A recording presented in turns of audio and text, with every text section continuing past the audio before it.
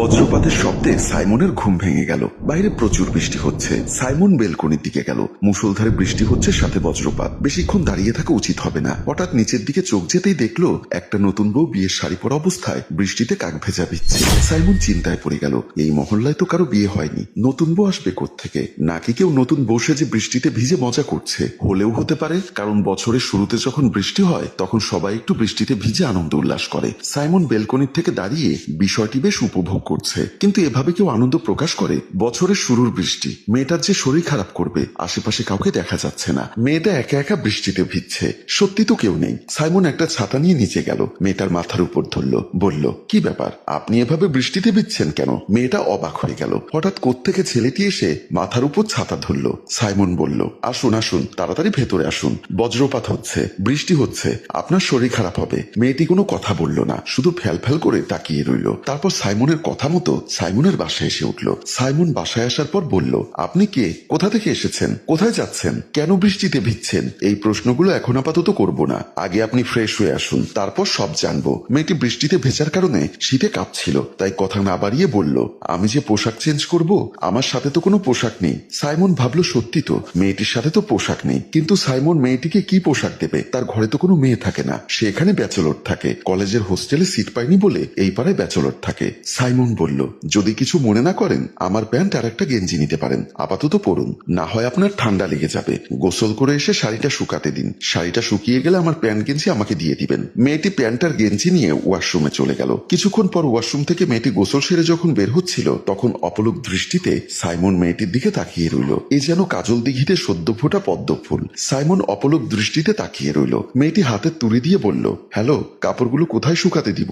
Simon বলল, ওই যে বেলকনি দেখতে পাচ্ছেন, ওখানে শুকাতে দিন, আমি আপনার জন্য একটু চা করি। তখন মেয়েটি বলল, চা আপনি করবেন কেন? দাঁড়ান, আমি বেলকনিতে কাপড় শুকাতে দিয়ে এসে আপনাকে চা করে দিচ্ছি।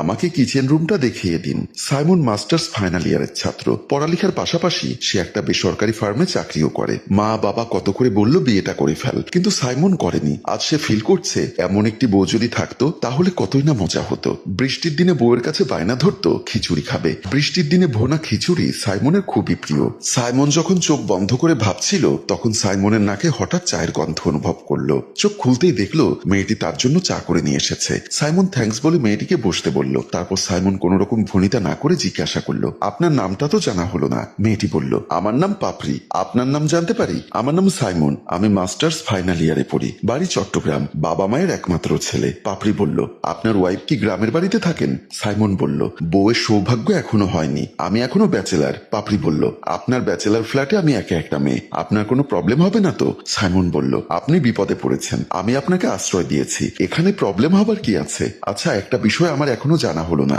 আপনি বিয়ের শাড়ি পরা অবস্থায় রাস্তায় বৃষ্টিতে ভিজছিলেন কেন? পাপড়ি কিছুটা আনমনে হয়ে গেল। বিষয়টি লক্ষ্য করে সাইমন বলল, থাক, আপনার বলতে ইচ্ছা না করলে বলার দরকার নেই। পাপড়ি বলল, শুনবেন সে কথা? বলুন। পাপড়ি বলল, মা মারা যাবার পর বাবা আবার বিয়ে করেন। সৎমায়ের সংসারে দিন কাটছিল। সাধারণ সৎমাগুলো যেমনটি হয়, আমার সৎমাটা ওরকম ছিল না। উনি খুব ভালো, কিন্তু অসৎ হলেন আমার বাবা। সংসারে অভাব অনটনের দোহাই দিয়ে আমাকে এক বয়স্ক লোকের সাথে বিয়ে দিচ্ছিলেন। এই বিয়েতে আমার এবং আমার সৎমায়ের কারোরই মত ছিল না। বাবা টাকার লোভে বয়স্ক একটা লোকের সাথে আমার বিয়ে দিচ্ছিলেন, তাই সৎমা আমাকে পালিয়ে যাওয়ার ব্যবস্থা করে দিলেন। বিয়ের আসর থেকে পালিয়ে যখন যাচ্ছিলাম, তখন শুরু হয়ে গেল বৃষ্টি। কোথায় যাব ভেবে কুল পাচ্ছিলাম না। আপনাদের বাসার সামনে এসে কোথায় যাব ভাবতে ভাবতে আপনি গিয়ে নিয়ে আসলেন। ওদের দুজনার আলাপচারিতায় কখন যে সন্ধ্যা গড়িয়ে রাত হয়ে গেল কেউ টের পেল না। এখনো বাইরে প্রচুর বৃষ্টি। এমন রাতে মেয়েটি কোথায় যাবে? তাই বাধ্য হয়ে সাইমন বলল, বাহিরে যেহেতু প্রচুর বৃষ্টি, এক কাজ করুন, আপনি আমার বাসায় থেকে যান, আমি বরং বাহিরে কোথাও গিয়ে থাকি।